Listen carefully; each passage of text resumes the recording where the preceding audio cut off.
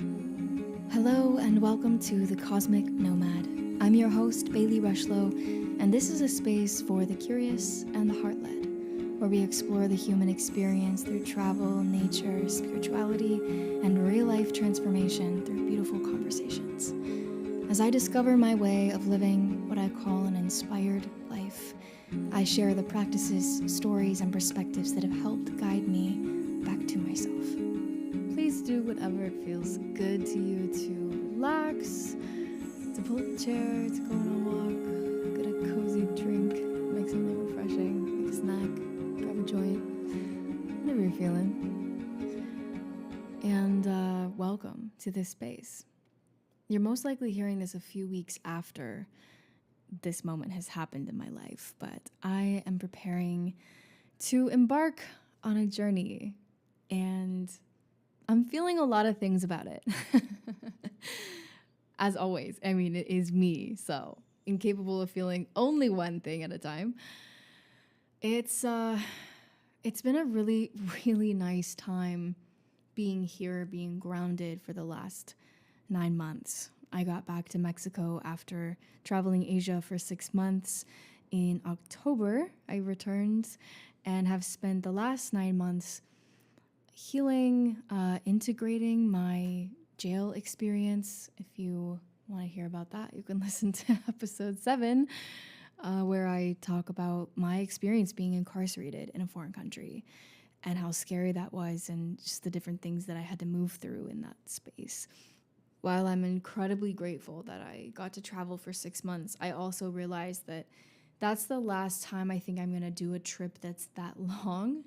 Because I've been doing 5-6 month long trips for the last, since 2021. And this is 2025, so for a long time. And this is the last time that I said, I don't think I'm going to do long trips like that again. Like 2 months, 3 months, absolute tops is enough for doing like a long, extended travel. And so this year, my partner, Philip, decided to go back to Asia, and he does customized diving trips and is an incredible resource for the diving and underwater world if you are interested in diving. I was never interested in diving. I didn't even know that was a thing civilians could do. I thought that was like, you're in the Marines or in the Navy or something, and you dive, like, or archaeologically for like wrecks and stuff. But I never knew it could be recreational and that it's like a sport around the world. So when I met Philip, I actually got certified in scuba diving. So I love it. It's an amazing thing to do. Besides the point, Philip decided to go back to Asia and do his diving trips there, which is amazing, and live on boats and be just all across many beautiful islands with wonderful people, exploring the ocean. And while I love that for him, it also meant that we would probably have to be separated for a couple of months because I was not ready to go back. So I made the decision to stay home in our home in Mexico and just allow my nervous system to integrate the experiences that I've had and be slow and be still and focus on my health, my art, my creativity, birthing a podcast, and finishing up a course that I've been in for the last year that is like a womb immersion course that I graduate from in September, to be able to help women work with their cycles and learn how to speak and understand the language that their body speaks.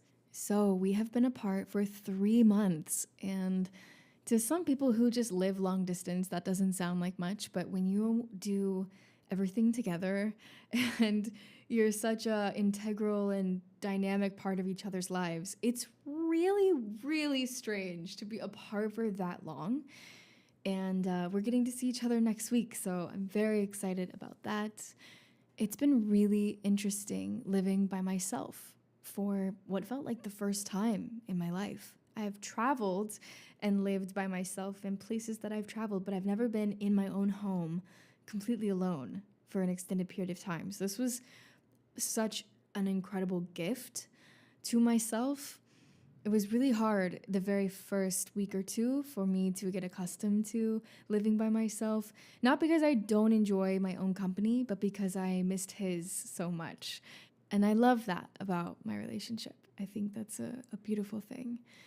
But as time went on, I remembered my intention for being alone and for choosing to stay here, because I could have gone to Asia, but I knew that what I needed was to be here. And so I was able to have the space to do a lot of this inner work around the situation in Asia and what had happened there, and moving through the layers of that. Sometimes I'm still even moving through the layers of that, and it's been 9 months. But healing isn't linear, right? It comes and goes in waves. And I would be the first to tell you that I struggle just like you, right? Like we are no different. You never know what someone has walked through. And I'd be the first to tell you that even though I have a podcast now and create beautiful art and have, figured out some things earlier in life than other people, I've had the opportunity to do so. That does not mean that I don't struggle or suffer or have shitty things happen in my life just like everyone else. Just because I'm using my voice to share the things I've learned does not mean that I am not a student. I am always, like I said before, I think a student and a teacher at once, evolving simultaneously. There's been quite a few really beautiful gifts, I think, that I'm taking away from this time and carrying with me. One of those is remembering how much time I really do need alone for my optimal creative expression.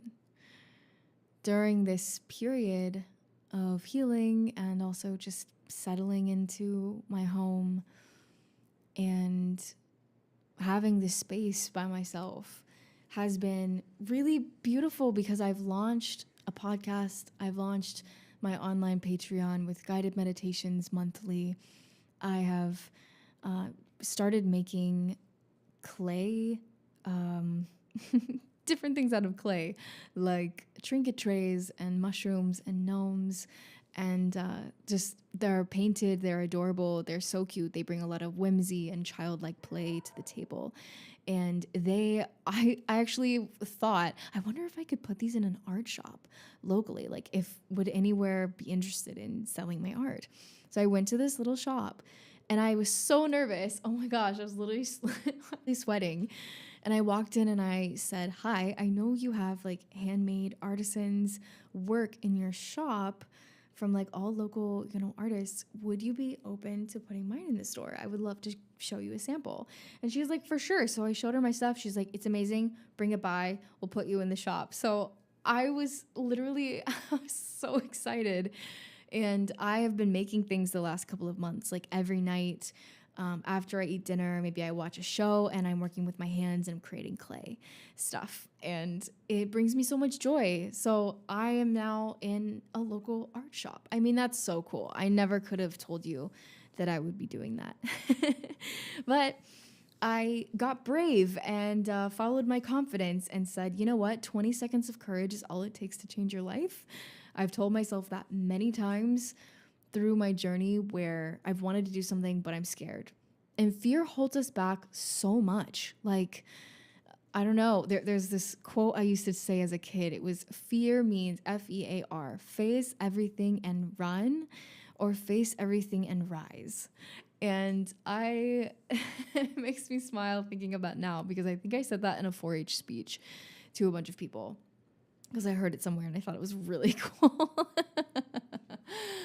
Oh man, 4-H. That's funny. I wonder if anyone listening to this has been a part of 4-H. Because if you don't try, then you will never know.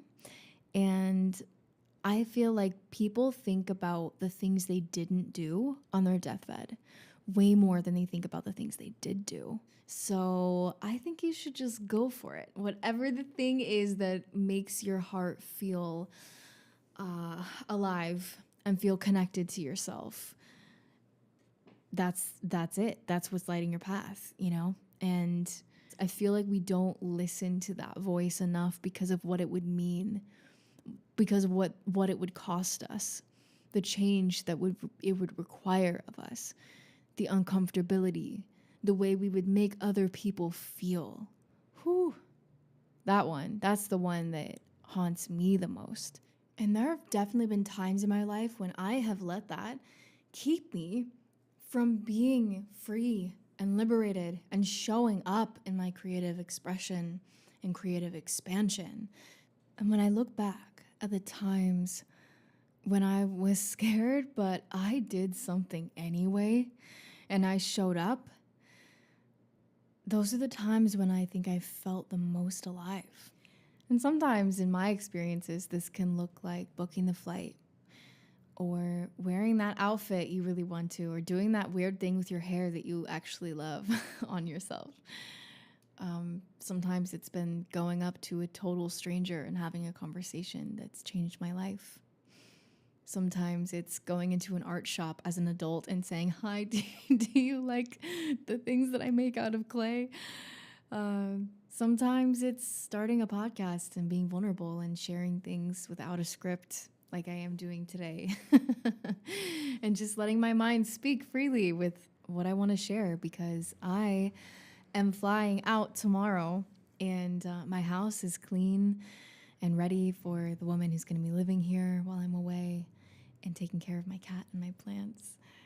My clothes are packed, my bags are ready, and I'm feeling that mix of excitement and trepidation because I have been in such a beautiful container of my own energy and my own creative flow. And tomorrow I'm gonna get on a plane and then get on a train and a bus and make it to an Airbnb and then it's like, as much as I love travel and I am a cosmic nomad at heart, it still requires a lot of focus and a lot of preparation and a lot of steps to take to get there, But also, I'm so grateful for the opportunity to travel. And I actually just got a small microphone that I'm going to bring with me on the trip that I can still record while I'm on the go, which is something I didn't plan on doing. I planned on stopping this season and just having a break. And I might still do that at some point,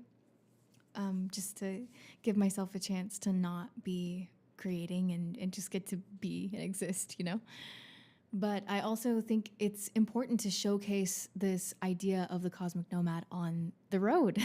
How fun, how fitting. So back to what I was saying, you never know when something could change your life.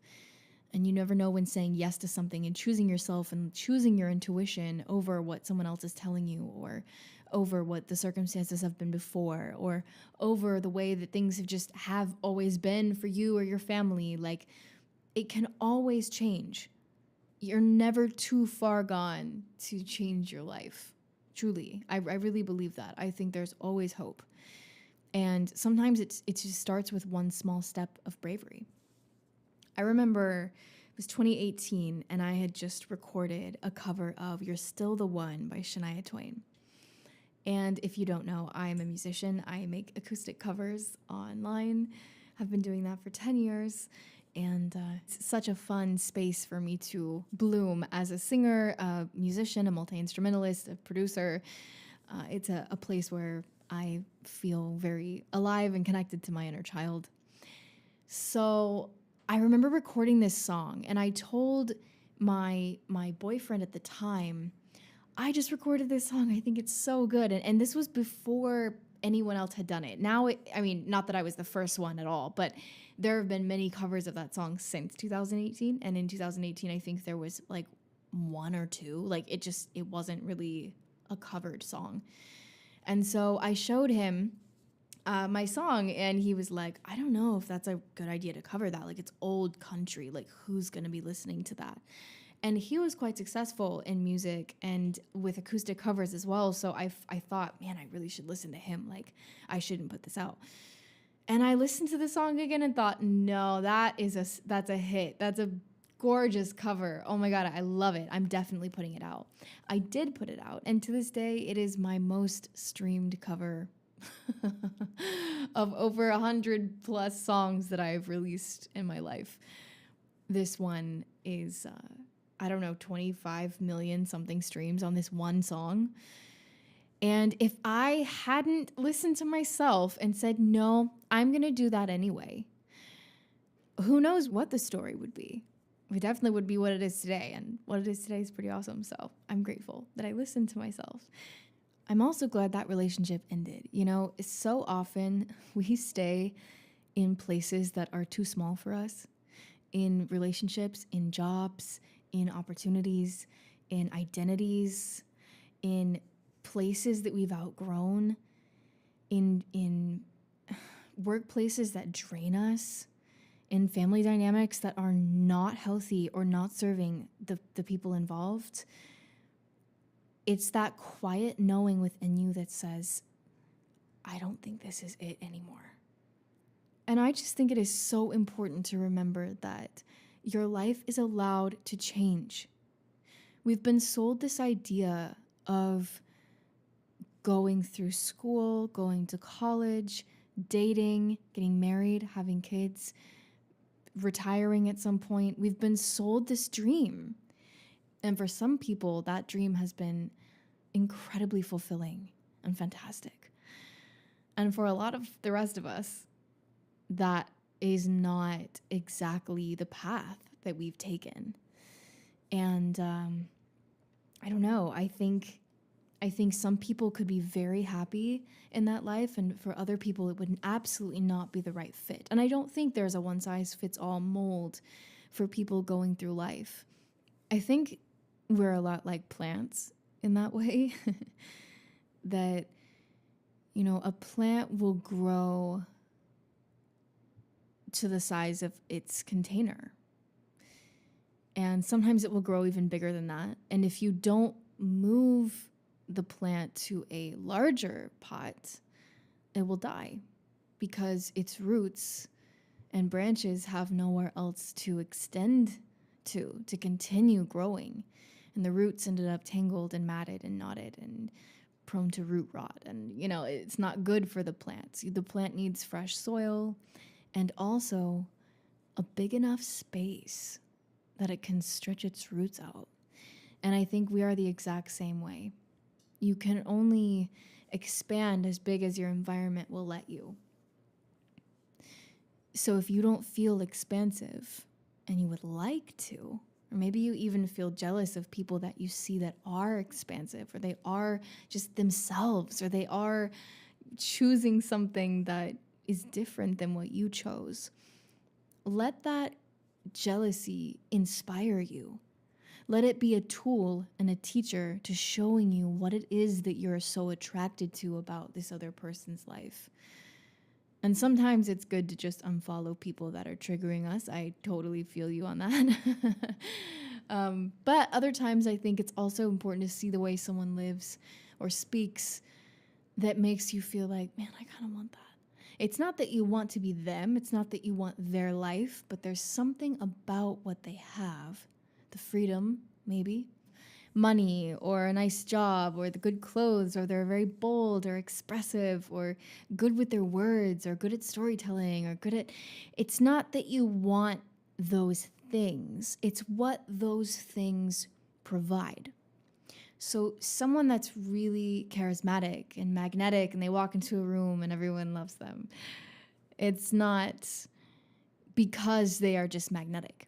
It's because of how they make people feel, you know? That's what we want to experience. When you see someone that, you know, has a lot of money and they're able to always pay for nice things, it's not that you always want nice things. It's that having that flexibility and the opportunities it would provide would feel really safe to your nervous system, right? If you see someone's relationship and maybe they don't fight and they just have a really loving dynamic that seems almost abnormal because we're so used to having tumultuous relationships. It's not that you want their relationship.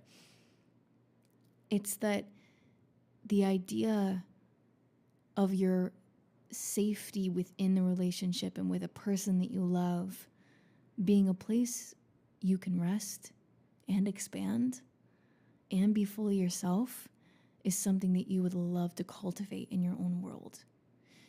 So we have to allow our longings to come to the surface and stop shutting them down.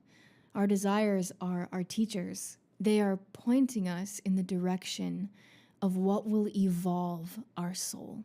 And I think that's a big part of why we're here on this planet, is the evolution. It's the journey. It's not, well, you have to be better, you have to be good, you have to be perfect, you have to get to heaven, like none of that type of stuff. I'm talking like evolving us through the lessons that we learn, the people that we meet, the relationships we have, the versions of ourselves that we get to experience.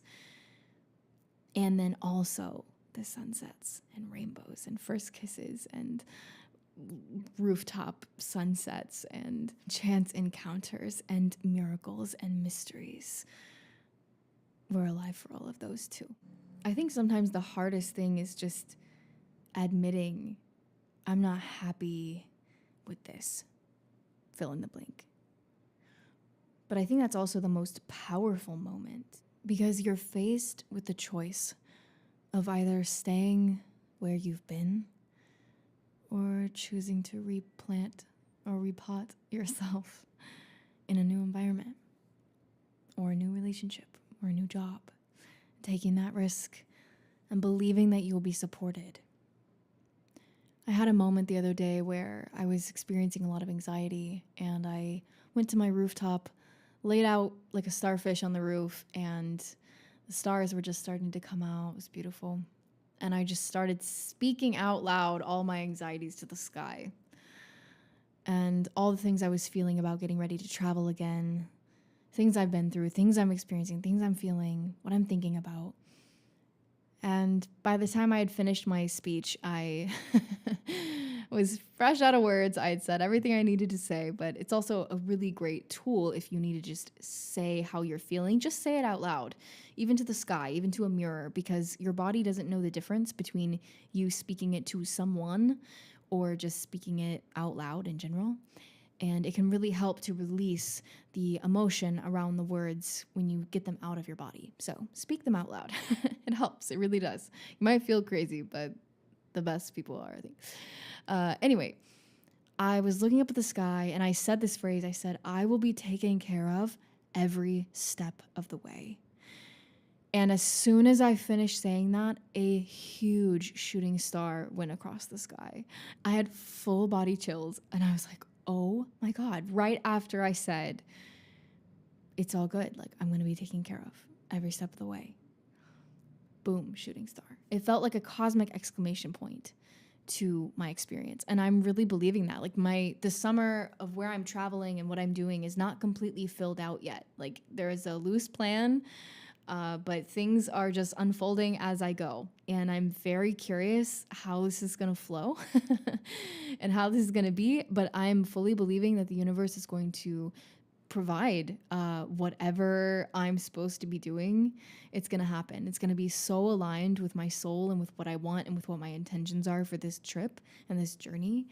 And I'm excited to share that as I go on and just continue to allow myself being witnessed as the human that I am. I don't have everything figured out. I don't have all the answers, but I am very much enjoying the journey of discovering them for myself and finding out what that means to me in my own voice, in my own words, and in my own timing. Because like I said, this stuff is never linear. You know, it's a spiral. And we go deeper and deeper. We follow the white rabbit down the rabbit hole like Alice, and we are on a crazy psychedelic type of adventure through this life, trying to uncover the mysteries and uncover the magic. And remember that we are here not just to do things, but to be somebody, to live a life that one day we fall into bed worn out and grinning from the adventures we've had and the bravery and the courage that it's taken to go after the things that made us feel alive. Something else that I have really loved about this time of being alone has been hosting more events, having people over to my home, creating a sanctuary for everyone to come and be themselves, to eat nice fruits, to talk, to swap stories, to play cards. I've had movie nights and women's gatherings, and one really fun night where my friends and I did mushrooms and we painted through the night. Another friend of mine started what we're calling Dream Club on my rooftop, where we get together with a core group of people and we discuss our dreams, the archetypes within them, the stories, the patterns, the parallels, lucid dreaming, astral projection, all of this stuff. We're having incredible conversations about this, and I'm really loving hearing everyone's perspective and learning more. And all those cool things that I just said, they just started as little ideas, and then they were acted upon with courage, and then they became something really beautiful that impacted everyone who participated, and changed something in the trajectory of their lives and my life too.